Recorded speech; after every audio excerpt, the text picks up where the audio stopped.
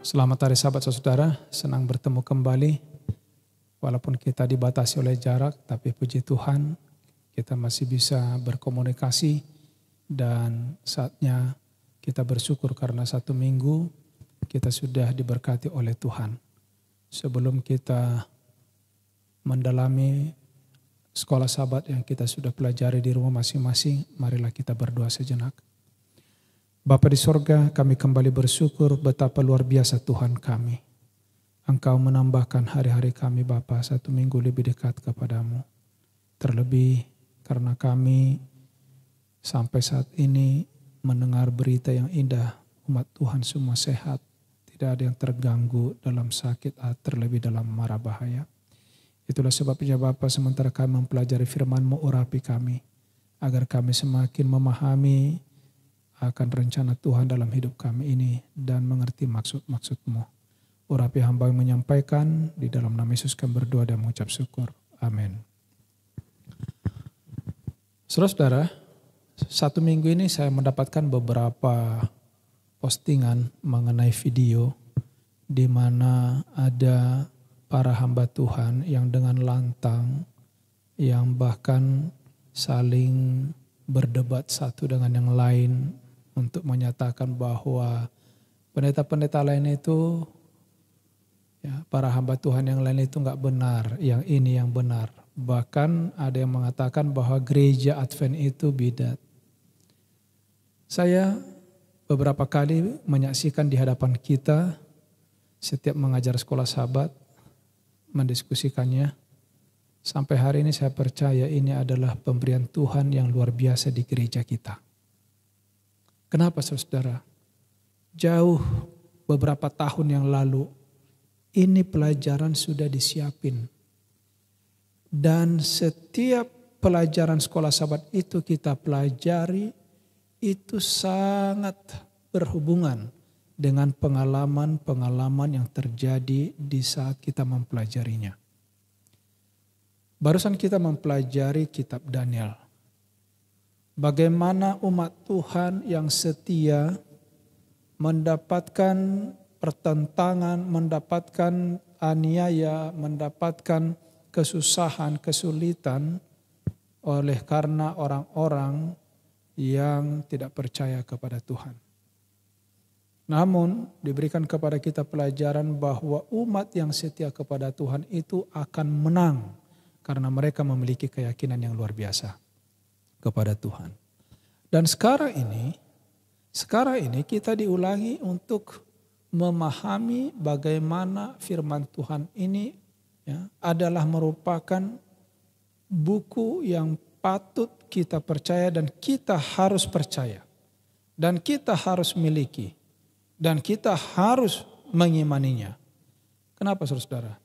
Yesus di dalam Matius pasal 22 ayat 29 berkata, kamu sesat karena kamu tidak mengerti kitab suci dan tidak mengetahui tentang kuasa Allah. Saudara-saudaraku yang kasih dalam Tuhan, lebih jelas kalau kita membaca Alkitab kita. Di dalam kitab Matius pasal yang ke-22. Matius pasal 22. Saya mulai pelajaran ini oleh karena saya rindu sesuai dengan judul dari sekolah Sabat kita, asal mula daripada Alkitab dan maknanya pada kita sekarang ini. Firman Tuhan katakan, Yesus menjawab mereka, kamu sesat sebab kamu tidak mengerti kitab suci maupun kuasa Allah. Saudara-saudara yang kasih dalam Tuhan, ada banyak orang baca Alkitab. Ada banyak orang mengajarkan Alkitab. Tetapi mereka sebenarnya tidak mengerti. Saya punya pengalaman berapa puluh tahun, sudah 20 tahun lebih yang lalu. Ada seorang yang mengaku karena dia sedang pendalaman Alkitab dengan saya. Dia katakan begini, Pak Pendeta, setiap saya menyampaikan firman, orang semua sepertinya sangat tertarik dan masuk ke dalam pikiran mereka. Lalu mereka menyalam saya setelah selesai ibadah dengan terima kasih. Tetapi secara pribadi, saya mengakui sekarang di depan Bapak Pendeta, sebenarnya saya ragu itu firman Allah. Saudara, hal yang sangat penting bagi kita. Ada banyak orang mempelajari Alkitab ini, mendalaminya dengan luar biasa. Bahkan ada banyak orang yang sudah sampai Alkitab ini bisa hampir 2 kali tebalnya oleh karena dibuka setiap hari, dicatat dan digores ya, catatan-catatan penting. Tapi ada banyak orang tidak mengerti. Itu makanya perlu kita belajar bagaimana Alkitab ini sebenarnya. Yang kedua, dalam Alkitab dicatat dalam Kisah pasal 8, bagaimana sida-sida dari Ethiopia itu. Oleh karena Tuhan melihat ada seorang yang sedang rindu membaca dan mengerti kitab firman Tuhan ini. Tuhan mengutus Filipus. Pada waktu Filipus naik ke kereta sida-sida ini, apa dia katakan, apa yang kau baca? Lalu dia menunjukkan kitab Yesaya. Dan ditanya oleh Filipus, apakah engkau mengerti? Jawaban yang sangat penting, saudaraku yang kasih. Seorang yang belajar Alkitab, membaca firman Tuhan, tetapi dia tidak mengerti. Apa dia katakan sida-sida itu? Tuhan, bagaimana aku mengerti kalau tidak ada yang memberitahukan kepada saya, untuk menjelaskan kepada saya artinya. Itulah sebabnya saudaraku yang kasih dalam Tuhan, bersyukur sekali lagi kepada Tuhan pelajaran sekolah sahabat 1 minggu ini. Bahkan 1 triwulan ini. Karena kita sedang diajarkan bagaimana cara memahami Alkitab supaya tidak salah. Jangan sampai kita membaca Alkitab berpuluh-puluh kali. Menyampaikan pekabaran ini berulang-ulang kali. Tapi kita sendiri tidak di dalam kebenaran. Saudara, ini penting. Kita masuk kepada pelajaran sekolah sahabat kita.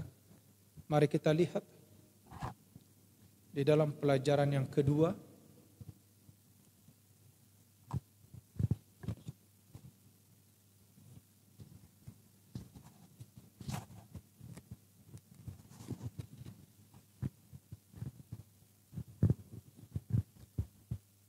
Pelajaran hari Sabat, apa yang dikatakan kepada kita di sini? Bahwa sesungguhnya Alkitab ini datang dari Allah sendiri. Kita baca 1 Tesalonika 2:13 ayat hafalan kita. Dan karena itulah kami tidak putus-putusnya mengucap syukur juga kepada Allah. Sebab kamu telah menerima firman Allah yang kami beritakan itu bukan sebagai perkataan manusia. Tetapi dan memang sungguh-sungguh demikian sebagai firman Allah yang bekerja juga di dalam kamu yang percaya. Mari kita lihat penekanan daripada tulisan ini, tulisan Rasul Paulus ini.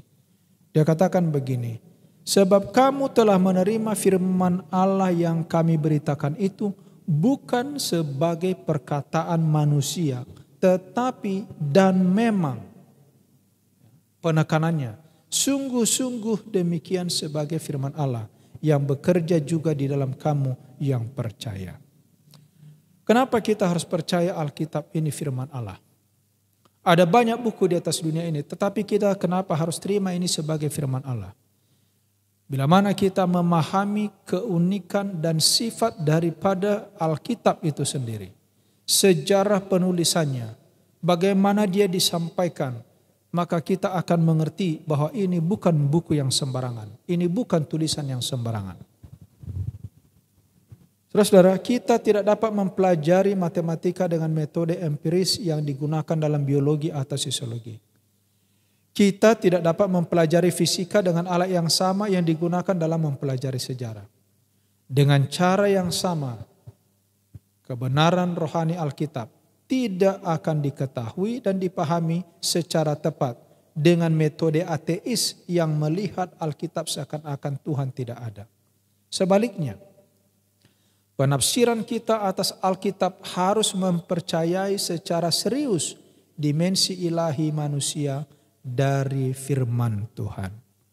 Saudaraku yang kekasih di dalam Tuhan, mengapa disebut firman Allah? Oleh karena memang datang dari Allah.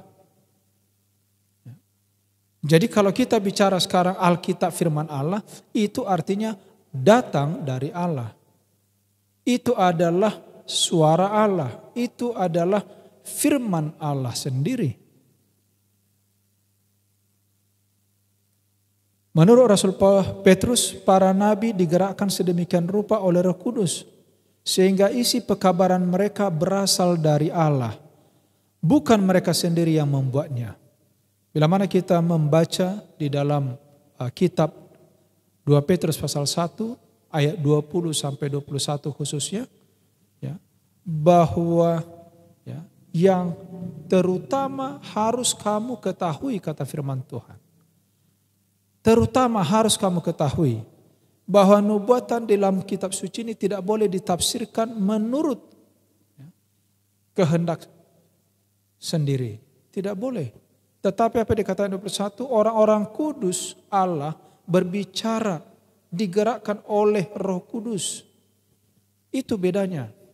Jadi sekolah Sabat ini sangat menolong kita untuk memberikan pemahaman bagaimana pentingnya Alkitab kita dapat terima, saudara. Apalagi buat orang-orang muda sekarang ini adalah modal yang besar. Bapak Ibu, mari kita tanamkan ke mereka. Ya, kepada anak saya beritahu, ya, betapa uniknya, betapa pentingnya, betapa kudusnya Alkitab. Ini bukan sekadar tulisan, ini bukan sembarangan tulisan. Ini bukan hasil dari pikiran manusia. Ini datang langsung dari Tuhan.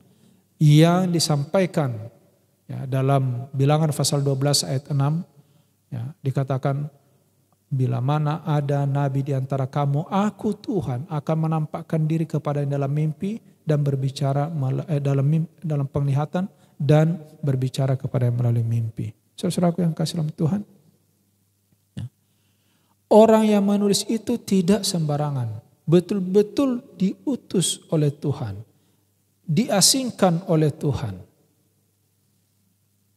Dan waktu mereka pun menuliskannya, dituntun oleh kuasa Roh Kudus Tuhan. Sekarang menurut pelajaran hari Senin, bagaimana proses daripada inspirasi? Dikatakan di sini, seluruh Alkitab adalah inspirasi Allah. Walaupun tidak semua bagian memberikan inspirasi yang sama untuk dibaca. Atau bahkan tidak berlaku lagi bagi kita sekarang ini. Misalnya tentang perayaan Ibrani.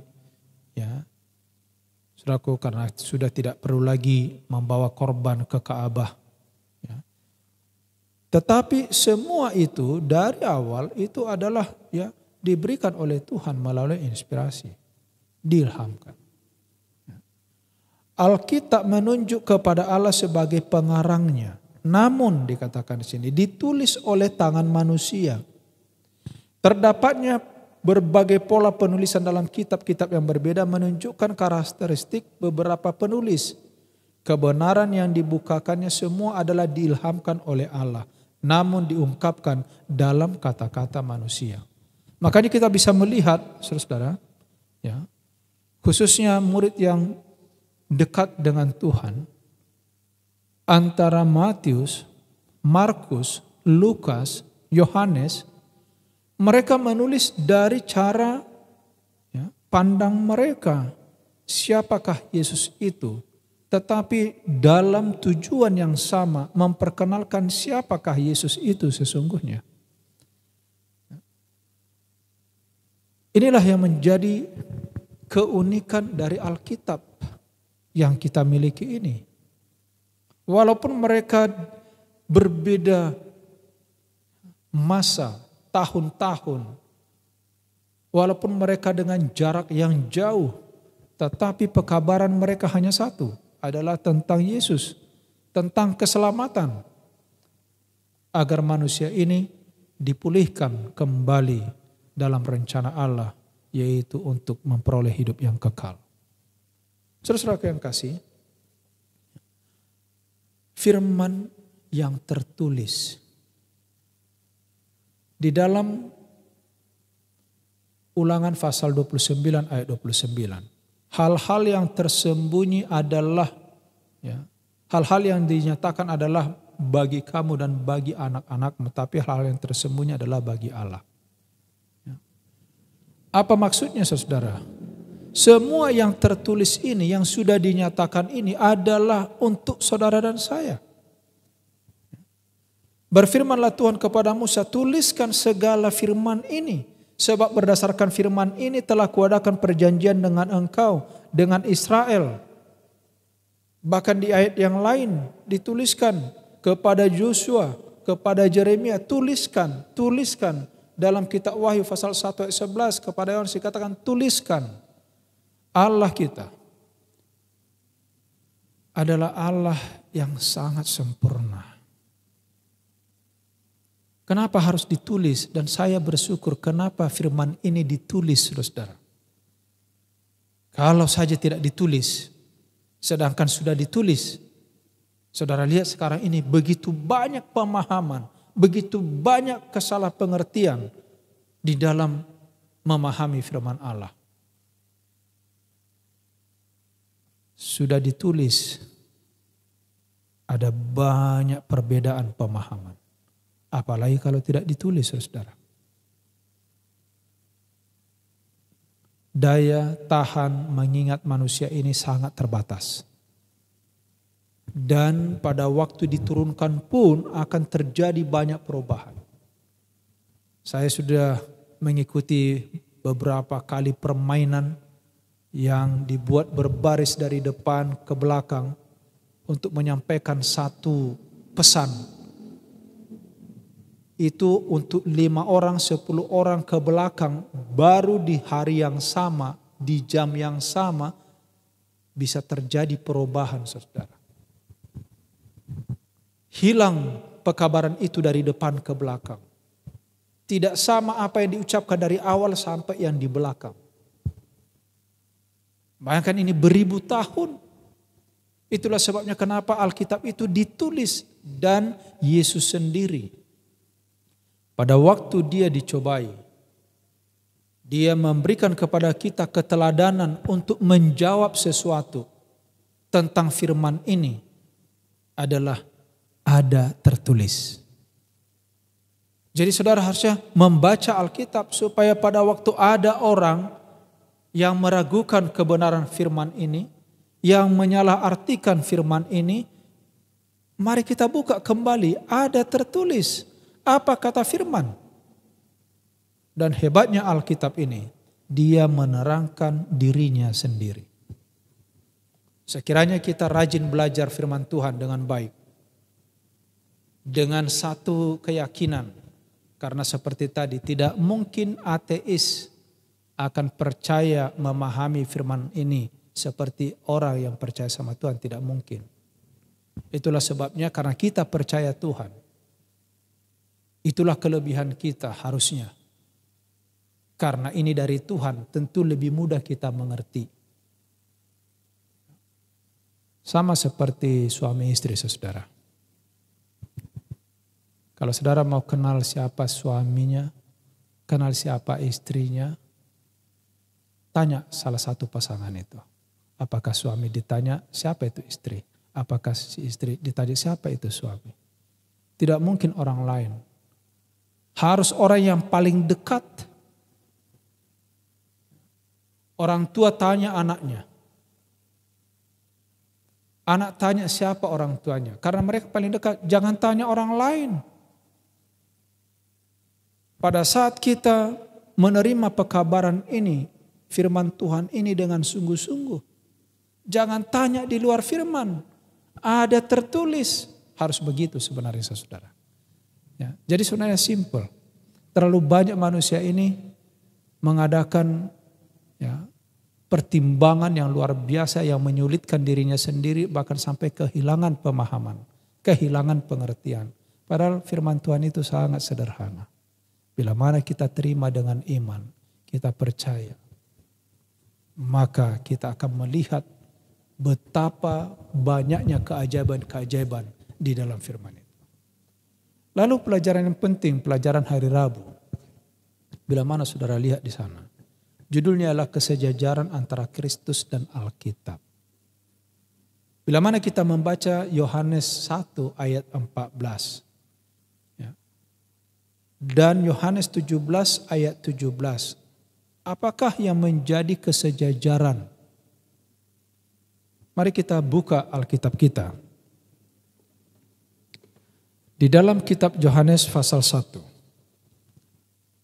Ini adalah salah satu doktrin Alkitab mengenai kealahan Yesus Kristus yang harus menjadi modal saudara dan saya untuk menyatakan siapakah Yesus dan siapa ya Tuhan kita, dan ini Alkitab. Di dalam Injil Yohanes pasal 1 ayat 1, pada mulanya adalah firman. Firman itu bersama-sama dengan Allah. Dan firman itu adalah Allah. Tolong kita perhatikan saudara. Pada mulanya adalah firman. Firman, kata-kata. Firman yang diucapkan. Firman yang dituliskan. Lalu firman itu bersama-sama dengan Allah.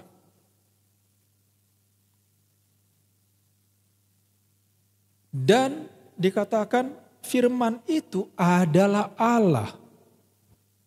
Allah yang mengucapkan, Allah yang berfirman, Allah yang menjadi sumber. Lalu ayat 14. Firman itu telah menjadi manusia dan diam di antara kita. Dan kita telah melihat kemuliaannya, yaitu kemuliaan yang diberikan kepadanya sebagai anak tunggal Bapa, penuh kasih karunia dan kebenaran. Saudara-saudaraku yang kasih dalam Tuhan, kalau kita berbicara bahwa Alkitab adalah firman Allah yang keluar dari mulut Allah sendiri. Disinilah tadi disebutkan di judul pelajaran sekolah sahabat kita adalah kesejajaran antara Kristus dan Alkitab. Karena itu keluar dari Allah sendiri. Dan siapa itu firman? Allah itu sendiri. Pada waktu kita menerima Alkitab ini, saudaraku, sebagai firman Allah, kita sedang menerima Allah itu dalam hidup kita. Pada waktu kita mau mendengarkan firman ini dengan baik, saudaraku, kita sedang mendengarkan Allah itu sendiri dalam kehidupan kita. Pada waktu kita mau melakukan apa yang tertulis dalam firman ini, itu artinya kita sedang melakukan apa yang dikehendaki oleh Allah itu sendiri. Jadi jangan lari dari firman, saudara-saudara. Jangan lari.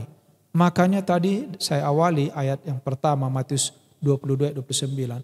Yesus menjawab mereka, kamu sesat karena kamu tidak mengerti kitab suci dan kuasa Allah. Ada banyak orang di dunia ini tidak mengerti siapa yang ditemplak oleh Yesus waktu itu. Para ahli Taurat. Orang-orang Farisi yang setiap hari baca Alkitab. Saudara-saudara, harusnya kita lebih beruntung daripada orang-orang zaman dahulu. Kita harusnya lebih beruntung daripada ahli-ahli Taurat dan orang Farisi. Karena apa? Firman itu sendiri telah datang ke dunia ini, memberikan kesaksian tentang firman itu sendiri, dan diwariskan ke kita sekarang. Ini kelebihan daripada ya, sekolah sahabat kita, pelajaran kali ini. Makanya saya katakan, saya tidak ragu orang mau bilang apa, saudara-saudara, dengan segala keberanian lantang mereka mengatakan gereja ini adalah bidat. Karena bidat itu sebenarnya adalah ajaran sesat. Artinya tidak sesuai dengan firman. Tidak sesuai dengan Alkitab. Jadi kalau ada orang yang berani mengatakan itu, ya, perlu dipertanyakan apakah benar dia mengikuti apa yang Alkitab katakan. Ada banyak tertulis dalam firman ini. Masalah penyucian hari Sabat, masalah menyucikan diri dengan tidak memakan makanan haram. Tapi banyak orang membuat pelajaran sendiri, pengertian sendiri, mengatakan itu sudah tidak perlu. Saudara-saudaraku yang kasih, siapakah sebenarnya orang yang percaya, yang melakukan firman-Nya? Makanya Yohanes 17 ayat 17 dikatakan, ya, kuduskan mereka dalam kebenaran karena firman-Mu adalah kebenaran. Jadi orang yang mengikuti firman ini hidup dalam kebenaran, hidup di dalam Yesus, hidup di dalam Allah. Jadi orang yang tidak hidup sesuai dengan firman Tuhan, orang yang tidak hidup sesuai dengan kebenaran firman Allah ini, mereka itu ya urusan pribadilah. Kita tidak mau ya mencerca orang lain. Tidak baik saudaranya. Saya selama dalam pelayanan ini saya tidak suka berdebat karena Alkitab ya ingatkan kita. Alkitab bukan untuk diperdebatkan. Ya. Tidak ada perbantahan dan tidak ada argumen pertentangan. Ya. Itu firman Tuhan katakan. Ya.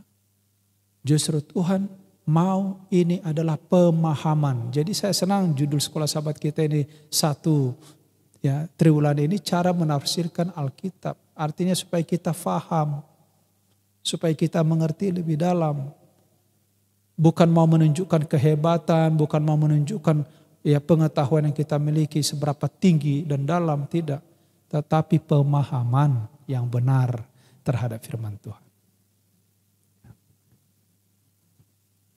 Yang berikut, bagaimana supaya pemahaman kita, penafsiran kita dan Alkitab ini tidak salah, karena tadi tidak boleh ditafsirkan oleh kehendak sendiri, karena oleh Roh Kudus ya manusia itu apa? Bisa mengerti. Nah, yang terakhir saudara, mari kita baca Ibrani pasal 11 ayat 3 dan 6. Kitab Ibrani pasal yang ke-11 ayat 3 dan 6.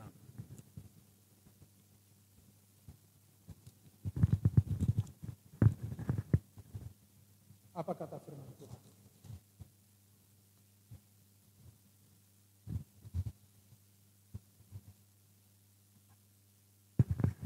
Karena iman kita mengerti bahwa alam semesta telah dijadikan oleh firman Allah sehingga apa yang kita lihat telah terjadi dari apa yang tidak dapat kita lihat. Jadi untuk memahami firman Tuhan ini dibutuhkan iman, saudara. Bukan logika saja. Karena memang Tuhan adalah yang menjadi sumber, bukan manusia. Saudara-saudaraku yang kasih dalam Tuhan, dalam pelajaran kita 1 minggu ini, apa yang dikehendaki oleh Tuhan kepada kita. Walaupun Alkitab sangat penting bagi iman kita, namun hal itu saja tidak akan memiliki nilai rohani apa-apa jika tidak ada pengaruh Roh Kudus dalam hati dan pikiran sementara kita mempelajari dan membaca Alkitab ini. Jadi saudara yang kasih, kita butuh tuntunan Roh. Sebagaimana para nabi, para rasul dituntun oleh Roh, kita juga sekarang ini, pada waktu kita belajar sekolah sahabat, kita belajar ya Alkitab kita membutuhkan tuntunan Roh Kudus Tuhan. Biarkan Roh yang berbicara. Di dalam firman-Nya Allah telah menyampaikan kepada manusia pengetahuan yang perlu untuk keselamatan. Alkitab harus diterima sebagai pernyataan kehendak Allah, teguh dan penuh kuasa. Alkitab adalah standar tabiat yang menyatakan doktrin atau ajaran dan ujian pengalaman. Semoga dengan pelajaran sekolah sahabat kita 1 minggu ini, mari kita belajar Alkitab kita dengan penuh kerinduan. Supaya Tuhan memberikan hikmat kepada kita. Sehingga kita tidak salah mengerti. Dan tidak sekedar berdebat. Ya, menyatakan sesuatu padahal tidak sesuai dengan firman Tuhan. Tuhan kiranya memberkati kita. Kita akan bersatu dalam doa. Bapa di sorga, kami bersyukur oleh karena kami boleh mempelajari kembali pelajaran sekolah sahabat kami. Terima kasih Tuhan, Engkau telah memberitahu yang terbaik dalam hidup kami. Kami mohon kepadamu, kiranya curahkan Roh Kudus-Mu dalam hidup kami agar kami boleh mengerti, karena tanpa iman kami tidak akan mengerti akan firman ini. Berkati jemaat-Mu dimanapun mereka berada. Biarlah kami rindu mendengarkan suara-Mu selalu dengan membaca Alkitab ini, dan kami juga tetap menyerahkan hidup kami ke dalam tangan-Mu. Ampuni dosa kami ya Bapa, terpujilah nama-Mu. Di dalam nama Yesus kami berdoa dan mengucap syukur. Amin.